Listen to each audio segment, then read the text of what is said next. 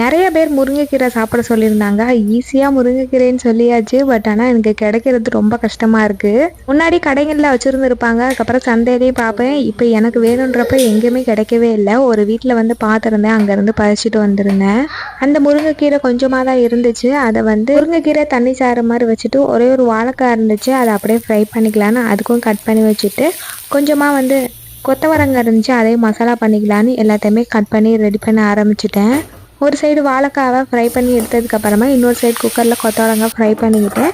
அதுக்கப்புறமா கீரை தண்ணிச்சா இருக்குது, அதையுமே ரெடி பண்ணி வச்சுட்டேன். சமையல் வேலையை ஒன்று ஒன்றா முடிச்சதுக்கப்புறமா மளிகை சாமான்லாம் ஒன்று ஒன்றா காலி ஆகிட்டே இருந்துச்சு. சரி மொத்தமாக வாங்கி வச்சுக்கலான்னு ஃப்ளிப்கார்ட்டில் ஆர்டர் பண்ணி வாங்கி வச்சாச்சு.